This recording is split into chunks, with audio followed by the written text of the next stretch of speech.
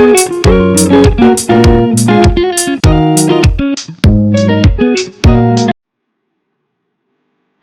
அலைக்கும். எல்லாரும் நல்லா இருக்கீங்களா? அல்ஹம்துலில்லாஹ் நாங்களும் இங்க ரொம்ப நல்லா இருக்கோம். என் சேனலை சப்ஸ்கிரைப் பண்ண எல்லாருக்குமே தேங்க்யூ ஸோ மச். சப்ஸ்கிரைப் பண்ணாம பார்க்குறவங்க சப்ஸ்கிரைப் பண்ணி சப்போர்ட் பண்ணுங்க. இன்னைக்கு வீடியோ பார்த்தீங்கன்னா, இது ரொம்ப நாளைக்கு முன்னாடி எடுத்த வீடியோ. இடையில வந்து என்னால எந்த வீடியோவுமே வந்து எடுக்கவும் முடியல, அப்லோட் பண்ணவும் முடியல. ஏன்னா, எங்க வாப்பாக்கு வந்து உடம்பு ரொம்ப முடியாம ஆயிட்டாரு இடையில. ஹார்ட் அட்டாக் வந்துட்டு ஸோ ரொம்ப கொஞ்சம் சீரியஸ் ஆயிட்டாரு. அதனால நான் எந்த வீடியோவும் எடுக்கல. எடுத்து வச்சிருந்த வீடியோவும் எடிட் பண்ணி போடுறதுக்கு எனக்கு வந்து அப்ப டைமும் இல்ல ஒண்ணு. அப்புறம் போடுற இன்ட்ரெஸ்ட் வந்து இல்ல. ஹாஸ்பிட்டலுக்கும் அங்க இங்கேயும் நம்ம அலைஞ்சனால அது எதுவும் செய்ய முடியல. சரி இப்போ ஓகே அல்ஹம்துலில்லாஹ் அவர் வந்து கொஞ்சம் ரெக்கவர் ஆயிட்டாரு. அவருக்காக எல்லாரும் வந்து நெறைய துவா செய்யுங்க. நாங்களும் வந்து நெறைய துவா அவருக்காக தான் வந்து செய்துட்ருக்கோம். அல்லாஹ் வந்து அவருக்கு லேசாக்கி குடுக்கணும். இப்போ கொஞ்சம் பரவால்ல பெட்டரா இருக்காரு. ஸோ அதனால நான் வீடியோ போடாம இருந்தேன்.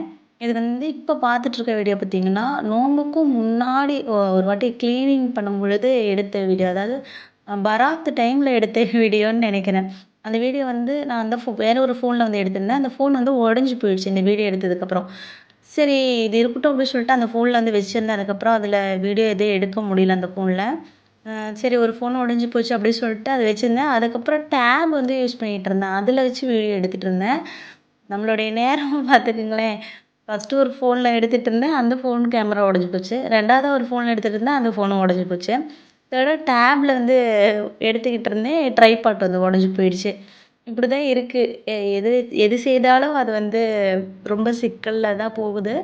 But okay. நமக்கு வந்து ஒரு விஷயம் வந்து பிடிச்சிருக்கு அப்படின்னா, நெறையா வந்து தடைகள் வரும். அத தாண்டி தான் நம்ம போகணும் இல்லையா? பார்க்கலாம் எல்லாத்துக்குமே வந்து அல்லாஹ் வந்து நமக்கு நல்ல வழிய காட்டுவான். இன்ஷா அல்லாஹ் இந்த சேனல் நான் ஆரம்பிக்கும் பொழுது என் மனசுல வந்து என்ன தோணுச்சு அப்படின்னா, நல்ல வழியில மட்டும் தான் போகணும். நமக்கு எந்த ஒரு தவறான பாதையிலயோ, இல்ல தவறான சிந்தனையிலயோ எனக்காகட்டும், நானுமே ஆகட்டும், நானும் அந்த வழியில போயிடக்கூடாது. கெட்ட வழியில போயிடக்கூடாது. என்னோட சேனல பார்க்குற நீங்களுமே தப்பான தாட் உங்க யாருக்குமே வரக்கூடாது. அப்படின்னு நினைச்சு தான் நான் ஆரம்பிக்கிறதுக்கு முன்னாடி ரொம்ப யோசிச்சேன். சரி ஓகே. அ அல்லாவா வந்து ஓகே. இது வந்து நீ செய்யி அப்படிங்கிற மாதிரி எனக்கு ஒரு உந்துதல் குடுத்தான்னா செய்யலன்னு சொல்லிட்டு தான் வீடியோ வந்து போட ஆரம்பிச்சது. ஸோ ஷார்ட்ஸ்லலாம் போட்ட வீடியோ பார்த்தீங்கன்னா, ஏற்கனவே வந்து அப்லோட் பண்ணி அது சும்மா பிரைவேட்ல வச்சிருந்த வீடியோ தான் இடையில அப்லோட் பண்ற மாரி பண்ணியிருந்தேன். ஏன்னா, நாங்க ஹாஸ்பிட்டல்ல இருக்கும்பொழுது என்னால வீடியோ போட முடியல. அப்போ வந்து யூடியூப்ல பார்க்கும்பொழுதெல்லாம் வந்து சொல்லுவாங்க. நம்ம வந்து கேப் விட்டுட்டோம். வீடியோஸ் போடாம கேப் விட்டுட்டோம் அப்படின்னா, நம்மளோட வியூஸ் குறைஞ்சிரும். வாட்ச் ஹவர்ஸ் குறைஞ்சு போயிடும். அப்படிலாம் வந்து சொல்லுவாங்க. சப்ஸ்கிரைபர்ஸ்லாம் வந்து அன்சப்ஸ்கிரைப் பண்ணிருவாங்க. அப்படின்லாம் வந்து நெறையா இதெல்லாம் இருக்கு. இந்த மாரிலாம் ஆயிடும் அப்படின்னு வந்து நானும் கேள்விப்பட்டுருக்கேன். ஸோ அது வேற ஒரு பக்கம் மைண்டுக்குள்ள வந்து இருந்துச்சு. இருந்தாலும் ஓகே பரவால்ல. நமக்குன்னு இருக்கிற சப்ஸ்கிரைபர் எப்பயுமே இருப்பாங்க. ஏன்னா, நான் யாருன்னு உங்க யாருக்குமே தெரியாது. நீங்க யாருன்னு எனக்கு தெரியாது. நம்ம ஃபேஸ் கூட பார்த்துருக்க மாட்டீங்க. என் வாய்ஸ் கூட இப்ப தான் வந்து கேட்டிருப்பீங்க. கொஞ்சம் சுமாரா தான் இருக்கும். பட் அதையே அட்ஜஸ்ட் பண்ணி நீங்க பார்க்குறீங்க அப்படின்னா, ஓகே உங்களுக்கு ஏதோ ஒரு வகையில வந்து என்னோட வீடியோ வந்து புடிச்சிருக்கலாம். அதனால வந்து எனக்கு ரொம்ப ரொம்ப நீங்கலாம் ஸ்பெஷல்ன்னு வச்சுக்கோங்களேன். என்னோட எல்லா சப்ஸ்கிரைபர்ஸுமே நம்ப சேனல் வந்து ரீச் ஆகும். எனக்கு வந்து நான் டாப்புக்கு போவேன். நல்ல இன்ஃப்ளூயன்சர் ஆவேன். அதெல்லாம் வந்து எனக்கு கிடையாது. ஒரு ஒரு ஃபேமிலியா ஒரு நல்ல ஒரு என்ன சொல்றது? ஒரு குட் ஃபேமிலி ரிலேஷன்ஷிப் வந்து எப்படி இருக்கணும்? அந்த மாதிரி என்னோட சப்ஸ்கிரைபர்ஸ் எனக்கு இருந்தாங்கன்னா போதும். இதுல வந்து ரொம்ப ரொம்ப குறைவான சப்ஸ்கிரைபர் இருந்தாலுமே ஓகே ஃபைன் அப்படிங்கிற மாதிரி தான் இருக்கேன். பார்க்கலாம் நம்மளது ரீச் ஆகணும் அப்படி இப்படின்ட்டுலாம் இல்ல. But okay. இப்போ வந்து வீடியோவ பத்தி எக்ஸ்பிளைன் பண்ணிடுறேன். இது வந்து எங்களோட ஸ்டோர் ரூமு. இந்த ஸ்டோர் ரூம்ல வந்து கீழ இருக்கிறது அதாவது இப்போ நான் ஒரு ஷெல்ஃப் வந்து கிளீன் பண்ணேன் இல்லையா? இதுக்கு கீழ இருக்கிறதுல பூராமே வந்து என் ஹஸ்பண்டோடைய இந்த ஆட்டோ ஸ்பேர் பார்ட்ஸ்லாம் வந்து வச்சிருப்பாங்க. ஸோ அதெல்லாம் நம்ம வந்து கையே தொடவே கூடாது. ஏன்னா ஏதாவது நம்ம ஒண்ணு எடுத்துட்டோம் அப்படின்னம்னால, அது பல வருஷமா அந்த பொருள் அங்கேயே தான் இருக்கும். அந்த பொருள நம்ம சரி கிளீன் பண்ணி வைக்கலாம்னு சொல்லிட்டு கிளீன் பண்ணி அந்த இடத்துல வந்து பக்கத்துல மாத்தி வச்சோம்னா கூட, அப்பதான் வந்து அவங்க கேட்பாங்க. எங்க அந்த இடத்துல நான் ஒரு பொருள் வச்சிருந்தேனே, அது எங்க? அது எனக்கு இப்ப வேணும் அப்படின்னு வந்து சொல்லுவாங்க. இந்த மாரி எங்க வீட்ல வந்து நெறைய சம்பவங்கள் வந்து நடந்திருக்கு. ஸோ, அதனால அவருடைய பொருட்கள் எதையுமே நம்ம டச் பண்ணாம, இருந்தத சும்மா குப்பை, இதெல்லாம் வந்து எப்படி இருக்குன்னு பாருங்க. இதெல்லாம் முன்னாடி எடுத்தது. ஸோ, அது மட்டும் கிளீன் பண்ணி வச்சாச்சு. ரொம்ப நாளைக்கு முன்னாடி எடுத்தது. இப்போ வந்து மாத்தியாச்சு. இப்போ வந்து இந்த பேரல்லாம் வந்து வெளியில எடுத்தாச்சு. அந்த இடத்துல வந்து ரேக்ல வச்சு, இப்போ வந்து வேற மாரி வச்சிருக்கேன். இன்ஷா அல்லாஹ் என்னுடைய ஃபோன் சரியாகி, என்னோட ட்ரைபாட்லாம் நான் சரி பண்ணிட்டேன் அப்படின்னா, உங்களுக்கு வந்து அந்த மறுபடியும் வீடியோ போடுறதுக்கு வந்து முயற்சி செய்கிறேன். நான் வந்து வீடியோ போடல அப்படின்னாலும் என்னை அன்சப்ஸ்கிரைப் பண்ணிடாதீங்க. கருணை காட்டி கொஞ்சம் அப்படியே ஹோல்டு பண்ணி வச்சுக்கோங்க. நான் ஃப்யூச்சரில் வந்து வீடியோஸ்லாம் அதாவது என்னோடய ஃபோன் ரெடி ஆயிடுச்சு அப்படின்னா போட்டுக்கலாம். சும்மா சும்மா போய் ஃபோனை உடச்சிட்டு சின்ன பிள்ளைகிட்ட எனக்கு ஃபோன் மாற்றி கொடுங்கன்னா மாற்றி தருவாங்களா? ரூ. 5 ரூ. 10 வேலையா அது? அதெல்லாம் செய்ய மாட்டாங்க. அதனால வந்து அத பொறுமையா வச்சிருக்கேன். சரி எப்பயாவது பெரிய மனசு பண்ணி சரி பொழச்சுப்போ உனக்கு மாத்தி தந்துருவேன்னு ஹஸ்பண்ட் மாத்தி தந்துருவாருங்கிற ஒரு நம்பிக்கையில வச்சிருக்கேன். பார்க்கலாம் இன்ஷா அல்லாஹ். இது வந்து ஒரு சண்டேல வந்து எடுத்த வீடியோ. சூப்பரா இருந்துச்சுன்னு வச்சுக்கோங்களேன். நான் என் கிச்சன் வந்து மேக் ஓவர் பண்ணதுக்கு அப்புறமேட்டுக்கு எடுத்த ஃபர்ஸ்ட் வீடியோ வந்து இது. எனக்கு ரொம்ப ரொம்ப பிடிச்சிருந்துச்சு. இந்த ஒயிட் கலர் ரொம்ப நாளா ஆசைப்பட்டு ஒயிட் கலர் வால்பேப்பர் வந்து ஒட்டியிருந்தது. பட் இப்ப பார்த்தீங்க அப்படின்னா, அதுக்கு அப்படியே தலைகீழா இருக்கு. அத நான் உங்ககிட்ட காட்டல. அடுத்த வீடியோ எடுத்தேன். இன்ஷா அல்லாஹ் எடுத்தேன் அப்படின்னா, அது எப்படி இருக்குன்னு சொல்லிட்டு காட்டுறேன். அன்னைக்கு சண்டே எடுத்த வீடியோ இது. ஸோ அந்த சண்டே அப்படிங்கும் பொழுது, ஆ ஃபிஷ் தான் வந்து எடுத்திருந்தோம். ஸோ அதுக்கு மட்டும் நல்லா கிளீன் பண்ணிட்டு, குழம்புக்கு அந்த தலை, வாலு இதெல்லாம் வந்து குழம்புக்கு வந்து தனியா எடுத்து வச்சுட்டு, அ பொரிக்கிறதுக்கும் வந்து தனியா மிளகாய் வந்து தடவி வச்சாச்சு. இது செய்யறதுக்குள்ளேயே வந்து காலையில பசிச்சிருச்சு. அப்போ காலையில ஏதாவது சாப்பிடணும்ல, ஈஸியா செய்யணும் அப்படின்னா சேமியா கிளறுறது தான். சேமியானா யாருக்குமே பிடிக்காது. சரி அதுலயே வந்து கொஞ்சம் எம்டி பிரியாணி மாதிரி பண்ணிடலாம் அப்படின்னு சொல்லிட்டு, இந்த வெங்காயம், பட்டை, கிராம்பு இதெல்லாம் போட்டுட்டு இஞ்சி பூண்டு பேஸ்ட்டு, அப்புறம் மிளகாய் தூளு, அப்புறம் என்ன போடுவோம், எல்லாமே பிரியாணிக்கு என்னென்ன போடுவோமோ எல்லாமே வந்து சேர்த்துக்கலாம். தக்காளி எல்லாம் சேர்த்து நல்லா வதக்கி விட்டுட்டு, நல்லா கொதிக்கிற தண்ணிய ஊத்திட்டு 2 பேக்கெட் சேமியாவையும் போட்டு கிளறி இறக்கணும். சூப்பரான சேமியா பிரியாணி வந்து ரெடி ஆயிடும்.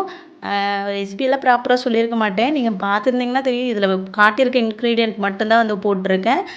கண்டிப்பா நல்லா தான் இருக்கும். செஞ்சு பாருங்க. செய்வீங்க நெறைய பேர். என்னை விடயே ரொம்ப நல்லா செய்வீங்க. தெரியாத யாராவது சின்ன பிள்ளைங்க நெறைய பேர் இருக்கீங்க நம்ம சேனல் பார்க்குறவங்க. பார்த்து கத்துக்குங்க அக்காவ பார்த்து. ஓகேவா? அப்புறம் இது வந்து செஞ்சாச்சு. செய்யும்பொழுது வந்து காரம் கொஞ்சம் அதிகமா இருந்த மாரி தெரிஞ்சுது. ஸோ வந்து என்ன பண்ணுறதுன்னு யோசிச்சுட்டு இருக்கும்போது, எங்க அம்மா வந்து நான் சின்ன பிள்ளையா இருக்கும்பொழுது காரம் அதிகமா இருந்துச்சுன்னா, எந்த சாப்பாடா இருந்தாலும் கொஞ்சோண்டு நெய் வந்து ஊத்திருவாங்க. அந்த காரத்த வந்து பேலன்ஸ் பண்ற மாரி இருக்கும். இந்த டிப்ஸ் நல்லா இருக்குல்ல. அம்மாவோட டிப்ஸ்லாம் எப்பயுமே நல்லா தான் இருக்கும். ஸோ அதனால எனக்கு கொஞ்சம் காரம் அதிகமா இருந்துச்சு. அதனால நெய் மட்டும் ஊத்திட்டு ஒரு 2 நிமிஷம் மூடி வச்சுட்டு மறுபடியும் மிக்ஸ் பண்ணிட்டு எடுத்தாச்சு. காலையில சாப்பாடு அல்ஹம்துலில்லாஹ் ரொம்பவே முடிச்சாச்சு நல்லபடியா.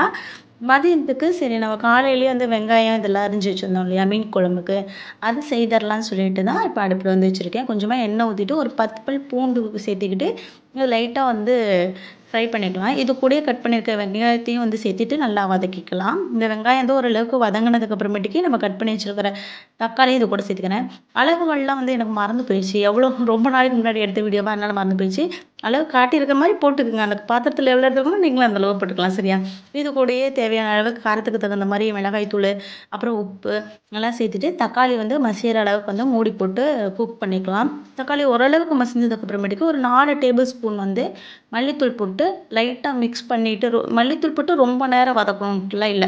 அந்த மல்லித்தூள், அந்த மசாலா கிரேவி கூட வந்து நல்லா மிக்ஸ் ஆனா போதும்.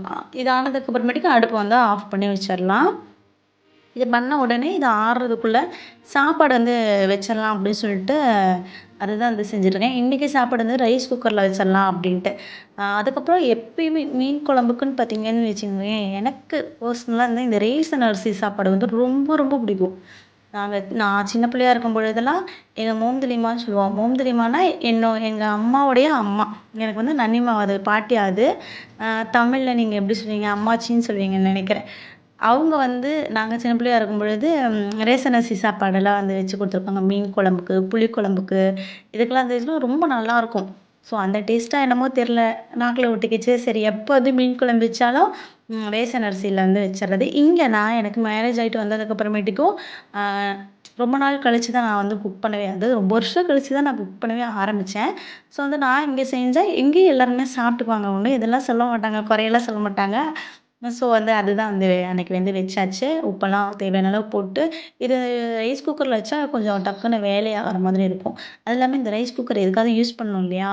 அதனால ரேஷன் அரிசி சாப்பாடு எப்பலாம் வைக்கிறனோ, அப்பலாம் வந்து ரைஸ் குக்கர் எடுத்து வச்சுறது. இதுக்கும் மூடி போட்டுட்டு ஆன் பண்ணி விட்டுட்டோம் அப்படின்னம்னா, நம்ம வேலையெல்லாம் முடிக்கிறதுக்குள்ள ரைஸ் வந்து நல்லா வந்து வெந்துரும். இது முடிக்கிறதுக்குள்ளேயே நம்ம வதக்கி வச்சுக்கிறோம் இல்லையா மீன் குழம்புக்கு, ஒளர்றேன்னு நெனைக்கிறேன். கொஞ்சம் அட்ஜஸ்ட் பண்ணிக்கங்க. அத மிக்ஸி ஜார்ல சேர்த்திட்டு, கொஞ்சமா தண்ணிய ஊத்திட்டு, அந்த வடை சட்டிய நல்லா கழுவி இதில ஊத்தி, நல்லா வந்து அரைச்சு எடுத்துட்டு வந்துரலாம். அப்புறம் நான் எப்படி வீடியோ போட்டாலும், எப்படி பேசினாலும் பரவால்ல. ஏதோ பேசு அப்படின்னு சொல்லிட்டு என்னையும் வச்சு சப்ஸ்கிரைப் பண்ணியிருக்கீங்கன்னு தெரியுமா?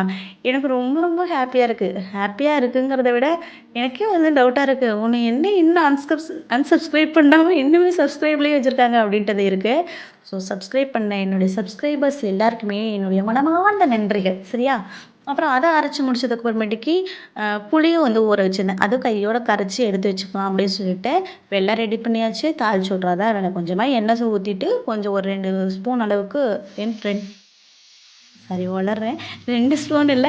கொஞ்சமா வெந்தயம், கொஞ்சம் சீரகம், கொஞ்சோண்டு கருவேப்பிலை, அப்புறம் வெங்காயம். இதெல்லாம் போட்டு நல்லா வதங்குனதுக்கு அப்புறமேட்டுக்கு நம்ம அரைச்சு வச்சிருக்கிற மசாலாவையும் தூக்கி அதையும் கொஞ்சம் மிக்ஸி ஜார்ல தண்ணியெல்லாம் கழுவி ஊத்திட்டு, தேவையான அளவு தண்ணி ஊத்திக்கங்க. ஏன்னா இது ரொம்பலாம் வதக்கணும்னு இல்ல. ஆல்ரெடி நம்ம வந்து வதக்கி தான் வச்சிருக்கோம். அத ஊத்திட்டு நம்ம புளி கரைச்சு வச்சிருக்கோம் தண்ணி, அதையும் இது கூட சேர்த்து ஊத்திட்டு நல்லா வந்து கொதிக்க விட்டுக்கலாம். இதுக்கு இடையிலேயே போய் போய் அப்பப்போ லைட்டாக குக்கரை திறந்து பார்க்கணுன்ட்டுலாம் இல்லை, சும்மா எட்டி பார்த்தா போதும். அதான் கண்ணாடி மூடி இல்லையா, தெரிஞ்சிடும்.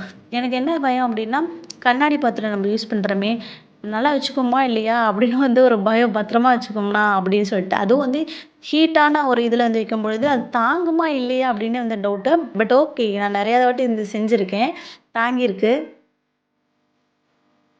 சாப்பாடும் தண்ணி எல்லாமே நல்லா வத்திருச்சு. அத அப்படியே மூடி போட்டு வச்சோம் அப்படின்னோம்னா, அதுவே புழுங்கிரும். இதுக்கிடையில குழம்பு வந்து மீனெல்லாம் போட்டு நல்லா கொதிச்சிருச்சு ஒரு 10 நிமிஷம். அதையும் எடுத்து ஒரு ஓரமா வச்சாச்சு.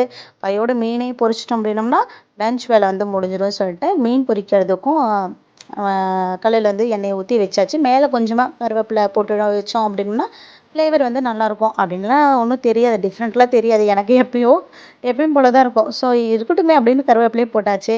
இதுக்கிடையில பார்த்தீங்கன்னா, நம்ம சாப்பாடும் வந்து நல்லா வந்து வெந்துருச்சு. ரேஷன் அரிசி மாதிரியே தெரியாது. ஆனா டேஸ்ட் நல்லா தான் இருக்கும். உங்களுக்கெல்லாம் ரேஷன் அரிசி சாப்பாடு பிடிக்குமா? பிடிக்காதா? அப்படின்னு சொல்லிட்டு கீழ கமெண்ட் பண்ணுங்க. இதுவும் கையோட ஹாட் பாக்ஸ்ல மாத்திரலாம் அப்படின்னு சொல்லிட்டு அதையும் மாத்தி எடுத்து வச்சாச்சு. இதுல பெரிய வேலை என்னன்னு தெரியுமாங்க? இந்த பாத்திரம் வந்து எவ்வளவா இருந்தாலும் கழுவலாம். இந்த கழுவி வச்ச பாத்திரத்த அடுக்கறதுக்கு மட்டும் பார்த்தா பெரிய சோம்பேறித்தனமா இருக்கு. என்னன்னே தெரியல. என்ன வியாதியோ என்னமோ! அத எடுத்து அடுக்கி வைக்கணும் அப்படின்னா ஒரே இரிட்டேட்டிங்கா இருக்கு. சரி, என்னதான் இருந்தாலும் நம்ம தான் செஞ்சாகணும் இல்லையா? நம்ம தான் செய்யணும் அப்படின்ட்டுலாம் கிடையாது. எங்க உம்மா வந்து எனக்கு நிறைய ஹெல்ப் பண்ணுவாங்க. நான் சொல்லப்போனா, எனக்கு மேரேஜ் ஆகி ஒரு 6 இயர்ஸ்க்கு அப்புறம் தான் நான் சமைக்கவே ஆரம்பிச்சேன்னு பார்த்துக்கோங்களேன். அதுவரைக்கும் எங்க உம்மா தான். இப்போ வரைக்குமே எங்க உம்மா வந்து எனக்கு எனக்கு என்ன சொல்றது? எங்க அம்மா மாரி அவங்க. நம்ம வீட்லலாம் நம்ம அம்மா வீட்ல இருந்தா என்ன பண்ணுவோம்? சோம்பேறி கழுதையாட்ட தான் சுத்துவோம் இல்லையா? அந்த மாரி தான் நான் இங்க இருந்திருக்கேன். "நீ இது செய்யலையா? ஏன் செய்யல? இந்த வேலை ஏன் இப்படி இருக்கு? அந்த வேலை ஏன் இப்படி இருக்கு? இது இப்படி பண்ணியிருக்கலாம்ல?" அப்படின்னு எப்பயுமே எங்க உம்மா வந்து என்னை கேட்டதே கிடையாது. முடிஞ்சா செய்யும், செய்யாம இருக்காது அப்படின்னு தான் சொல்லுவாங்க. அதே மாரி வெளியிலயுமே என்னைய வந்து யார்கிட்ட சொல்றாங்க அப்படின்னா, "அது இந்த வேலைய செய்யல, அந்த வேலைய செய்யல" அப்படின்னு குறையே சொன்னதே கிடையாது. இல்ல செய்யும். நான் செய்யலைன்னா கூட செய்யும் அப்படின்னு சொல்றவங்க.